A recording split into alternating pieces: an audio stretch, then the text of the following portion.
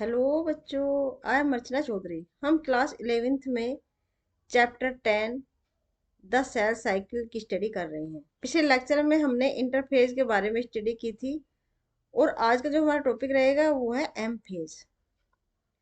हमने पढ़ा था जो सेल है, सेल में जो इंटरफेज होती है उसके तीन फेज होते हैं, G1, दूसरा एस फेज और तीसरा होता है G2। और ये होता है मेन डिवीजन एम फेज। जैसे ये है जी वन फेज, ये है एस फेज और ये है G2 फेज। जी वन फेज में कुछ प्रोटीन सिंथेसिस होती हैं जो एस फेज में काम आती है। एस फेज में डीएनए का रेप्लिकेशन होता है, मतलब डीएनए के रेप्लिकेशन में जो प्रोटीन चाहिए होती हैं वो जी वन फेज में बनती है। और G2 फेज जो बची हुई प्रोटीन होती हैं या दूसरी बची हुई तैयारी होती हैं मेन डिवीजन के लिए, वो G2 फेज में बनता है। और लगभग मैंने बताया था ह्यूमन बीइंग में 24 आवर लगते हैं सेल को डिवाइड करने में, जिसमें से 23 आवर तो इंटरफेज में लग जाते हैं और बाकी का जो 1 आवर बचता है उसे मेन डिवीजन होता है, उसे कहते हैं एम फेज। और जो ये एम फेज है ये माइटोटिक या मियोसिस दोनों में से कोई भी हो सकता है, माइटोटिक या मियोटिक कोई भी हो सकता है। जो माइटोटिक डिवीजन होता है वो सोमेटिक सेल में होता है, सोमेटिक सेल मतलब देहिक सेल में, एक्सेप्ट रिप्रोडक्टिव सेल। जो मियोसिस होता है वो रिप्रोडक्टिव सेल में होता है।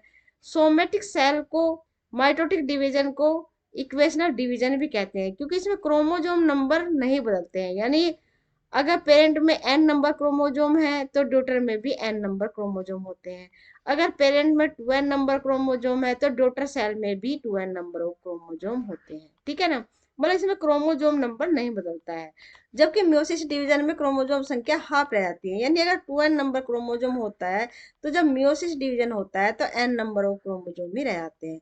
मतलब ये अगर 24 क्रोमोजोम है ना तो डॉटर सेल में 12 नंबर क्रोमोजोम ही रह जाएंगे, मतलब ये 2n नंबर है और ये n नंबर क्रोमोजोम ही रह जाएंगे। M phase, this is the most dramatic period of the cell cycle. Dramatic period से क्यों कहते हैं, क्योंकि इसमें जितने भी चेंज होते हैं वो विजुअल होते हैं। मतलब हम कंपाउंड माइक्रोस्कोप से देख सकते हैं कि क्या क्या चेंजेस हुए हैं, ठीक है ना। क्रोमोजोम कैसे बन रहे हैं, क्रोमोजोम कैसे मूवमेंट हो रहे हैं, दूसरे फोल्ड पे कैसे जा रहे हैं, तो ये सब देखा जा सकता है, इसलिए इसको कहते हैं dramatic period. Involving a major reorganisation of virtually all component of the cell. Virtually मतलब जिसे हम देख सकते हैं, ठीक है ना। रीऑर्गेनाइजेशन मतलब सेल में जो रीऑर्गेनाइजेशन हो रहा है उसको वर्चुअली देखा जा सकता है। जबकि जो इंटरफेज है, जबकि जो इंटरफेज है उसमें वर्चुअली कुछ भी नहीं देख सकते हैं, ठीक है ना। जैसे कैसे प्रोटीन बन रही है या दूसरे कंपोनेंट कैसे बन रहे हैं, उसको वर्चुअली नहीं देखा जा सकता है। Since the number of chromosome in parent and progeny cell is the same. जो माइटोसिस डिवीजन होता है, माइटोसिस उसमें पेरेंट सेल में और प्रोजेनी सेल में, प्रोजेनी मतलब अगली पीढ़ी में, जो क्रोमोजोम संख्या है वो समान रहती है, ठीक है ना। यानी 2n अगर क्रोमोजोम संख्या है तो 2n ही रहेगी, n है तो वो n ही रहेगी। ये बात हो रही है माइटोसिस डिवीजन की, माइटोसिस डिवीजन की। इट इज ऑल्सो कोल्ड है इक्वेशनल डिवीजन। इसको इक्वेशनल डिवीजन क्यों कहा, इक्वेशनल बना है इक्वल से, इक्वल, इक्वल मीन समान, ठीक है ना, समान। क्योंकि इसमें क्रोमोसोम संख्या हमेशा समान रहती है, इसीलिए इसको बोलते हैं equational division. Through the convenience mitosis has been divided into 4 stages of nuclear division, karyokinesis. मतलब सुविधा के लिए जो माइटोसिस डिवीजन है उसको 4 स्टेजेस में डिवाइड किया गया है, क्योंकि ये लगातार होने वाली प्रोसेस है। मतलब क्योंकि इसमें कोई क्लियर कट लाइन नहीं है, क्योंकि यहाँ पे एक स्टेज खत्म होगी दूसरी स्टेज शुरू हो गई, यहाँ पे यहाँ पे प्रोफेज खत्म हुई, मेटाफेज आई, मेटाफेज से एनाफेज आई, एनाफेज से टीलोफेज आई। नहीं, ये कंटिन्यूसली होने वाली प्रोसेस है, एक के बाद एक, ठीक है ना। ये सिर्फ सुविधा के लिए ही 4 स्टेज में इसको डिवाइड किया गया है। It is very essential to understand that cell division is a progressive process and very clear cut lines can not be drawn, है ना, between various stages. Karyokinesis involve following 4 stages. मतलब जो cell divide होती है उसमें mainly 4 events होते हैं। DNA replication, DNA replication होता है। जो मेजर इवेंट्स है। दूसरा क्या होता है, कैरियोकाइनेसिस होता है, कैरियोकाइनेसिस। और तीसरा होता है साइटोकाइनेसिस, साइटोकाइनेसिस। कैरियो मतलब न्यूक्लियस का डिवीजन, न्यूक्लियस का डिवीजन। साइटो मतलब साइटोप्लाज्म का डिवीजन, साइटोप्लाज्म का डिवीजन। और डीएनए रेप्लिकेशन होता है एस फेज में, ठीक है, एस फेज में। तो चार स्टेज में डिवाइड किया गया, एक तो प्रोफेज, फिर मेटाफेज, फिर एनाफेज और फिर टीलोफेज। तो हम पहले पढ़ रहे हैं माइटोसिस डिवीजन, जिसके जिसको सबसे पहले डिस्कवर किया था वोल्टर एंड फ्लेमिंग ने, फ्लेमिंग ने, ठीक है, सेलेमेंडर सेल से इसको डिस्कवर किया था। इसमें सबसे पहली स्टेज है प्रोफेज। प्रोफेज में जो हमने इंटरफेज में पढ़ा था, उसमें जो है क्रोमोजोम थ्रेड के रूप में होते हैं, ठीक है ना, क्रोमोजोम थ्रेड के रूप में होते हैं। लेकिन प्रोफेज स्टेज में जो कंडेंस करना शुरू कर देते हैं, क्रोमोजोम कंडेंस करना शुरू कर देते हैं। और जो कंडेंसेशन होते हैं ना क्रोमोजोम की, वो डिहाइड्रेशन की वजह से होती है। डिहाइड्रेशन, डिहाइड्रेशन मतलब वाटर का निकलना, H2 का एलिमिनेट होना, ठीक है ना। जब वाटर निकलता है सेल में से, तो साइटोप्लाज्म डेंस हो जाता है। जो क्रोमोजोम है वो अपना वाटर कंटेंट खो देते हैं, इसीलिए वो सिकुड़ जाते हैं, ठीक है ना, शॉर्टर स्टेज में आ जाते हैं। तो क्रोमोजोम सिकुड़ना शुरू कर देते हैं। दूसरी जो जो दूसरी स्टेज होती है, उसमें जो न्यूक्लियर एनविलप है ना, न्यूक्लियर एनविलप है, वो भी डिसअपियर होना शुरू हो जाते हैं। मतलब इसमें दो मेजर इवेंट होते हैं, एक तो क्रोमोजोम का कंडेंसेशन, दूसरा जो है न्यूक्लियर मेम्ब्रेन का डिसअपियर, और न्यूक्लियोलस होता है वो भी डिसअपियर हो जाता है। दूसरी फेज होती है मेटाफेज।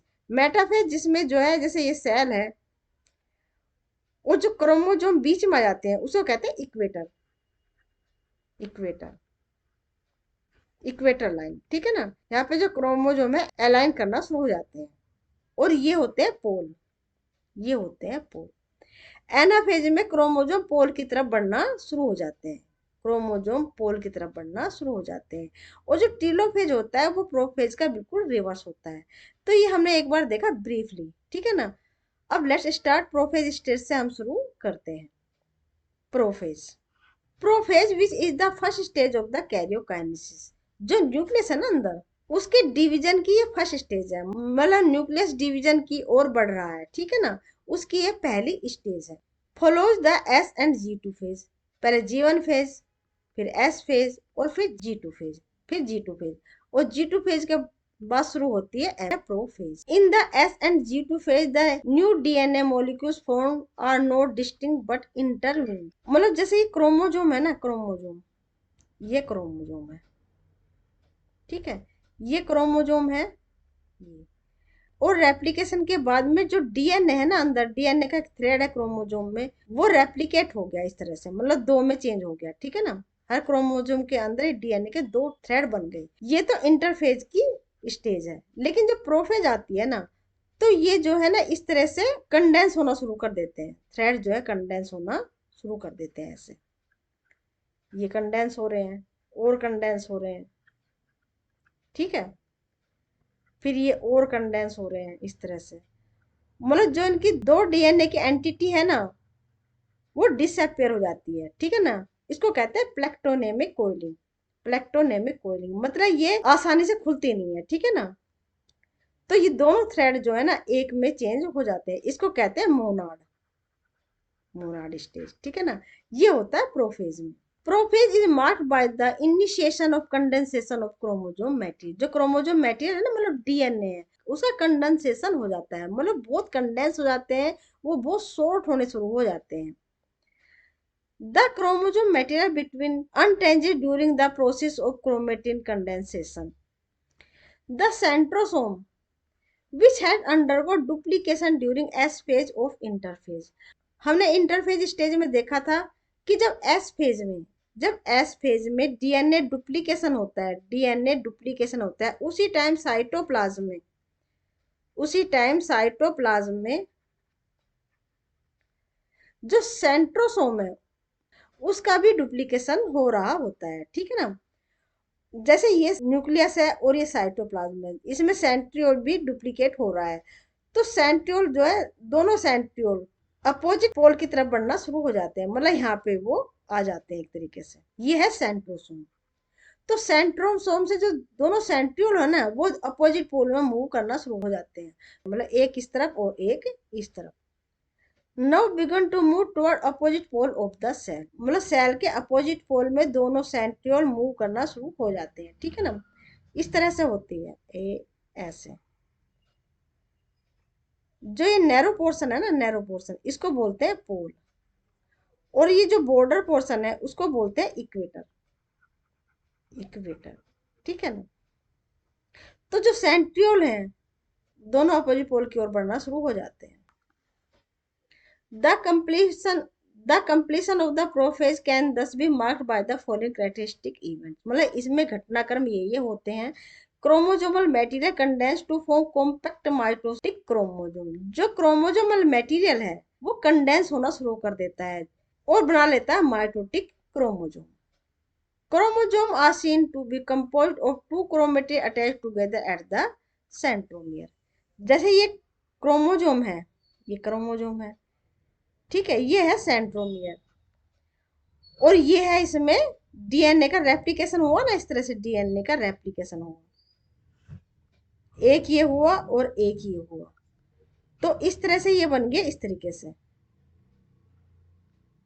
ऐसे, ठीक है। ये है क्रोमेटिड, ये है क्रोमेटिड, एक ये क्रोमेटिड है और दूसरा ये क्रोमेटिड है, मतलब जो डीएनए रेप्लिकेट हुआ था ना, उसका एक थ्रेड को हमने बोला फिर क्रोमेटिड। क्रोमेटिड, यही जो डॉटर सेल बनती है ना, उसमें क्रोमोजोम होते हैं, ठीक है ना, ये भावी क्रोमोजोम होते हैं डॉटर सेल के लिए। तो इसमें टू क्रोमेटिड हुए, एक ये और एक ये, अटैच होते हैं सेंट्रोमियर पे। जो कॉन्स्ट्रक्शन होता है ना, ये इसको बोलते हैं centromere. Centrosome which had undergo duplication during interphase began to move toward opposite pole of the cell। और जो क्रोमोजोम होते हैं ना, ये centrosome radiate out microtubules called asters. जो सेंट्रोसोम है ना, जो सेंट्रोसोम बना होता है सेंट्रियोल का, और जो सेंट्रियोल है ना, वो अपोजिट पोल की तरफ बढ़ना शुरू कर देती हैं। और जहां पे जैसे ये दोनों अपोजिट पोल की तरफ आ गई, तो ये रेडिएट आउट होती है। और इनके अंदर जो माइक्रो ट्यूब्यूल्स होते हैं, माइक्रो ट्यूब्यूल्स मतलब ऐसे जो बने होते हैं ट्यूबुलिन प्रोटीन के, ट्यूबुलिन ट्यूबुलिन प्रोटीन के जो बने होते हैं, इसको बोलते हैं फिर एस्टर। एस्टर। और जो सेंट्रियोल से डिवीजन होता है, वो एनिमल सेल में ही होता है। वो जो सेंट्रियोल है वो बनाती है फिर स्पंडल फाइबर, मतलब थ्रेड लाइक स्ट्रक्चर बनाती है, उसको बोलते हैं spindle fibre. The two aster together with spindle fibre forms mitotic apparatus, और इसको बोलते हैं फिर इसको बोलते हैं माइटोटिक एपरेटस। देखो, ये है अर्ली प्रोफेज। जो न्यूक्लियर एनविलप है ना, इसने डिसइंटीग्रेट होना शुरू कर दिया है। और जो दोनों थ्रेड डीएनए के, वो कॉम्पैक्टली अरेंज होने लग गए हैं, ऐसे कॉम्पैक्टली अरेंज होने लगे हैं, उसको कहते हैं मोनाड। मोनाड, ठीक है ना। फिर लेट प्रोफेज में जो मोनेड है, इसमें दोनों थ्रेड जो है स्पष्ट दिखाई देने शुरू हो जाते हैं। जो डीएनए के थ्रेड है ना, वो स्पष्ट दिखाई देने शुरू हो जाते हैं, मतलब इसमें डिवीजन हो जाता है एक्सेप्ट सेंट्रोमियर। तो जो मोनाड है चेंज हो जाता है डायोड में। सेंट्रोमियर का डिवीजन नहीं होता है, सिर्फ जो मोनाड में चेंज हो गए थे ना डीएनए रेप्लिकेट होके, उसका डिवीजन होता है। और जो न्यूक्लियर एनवेलप है, ये पूरी तरह से रप्चर हो जाती है। रप्चर हो गया ना, ये रप्चर हो। तो ठीक है बच्चों, आज का लेक्चर हम यही तक रखते हैं। नेक्स्ट लेक्चर में हम मेटाफेज दूसरी स्टेज के बारे में स्टडी करेंगे, ठीक है। आप इसको रिकॉल करें, इंटरफेज देखें, उसके बाद ये प्रोफेज अच्छे से पढ़ें, तो उसके बाद ये मेटाफेज जो है स्टेज अच्छे से समझ में आएगी। अगर आपको ये वीडियो पसंद आई है तो वीडियो को लाइक शेयर सब्सक्राइब करें। मिलते हैं नेक्स्ट लेक्चर में। Till then bye, be happy, take care.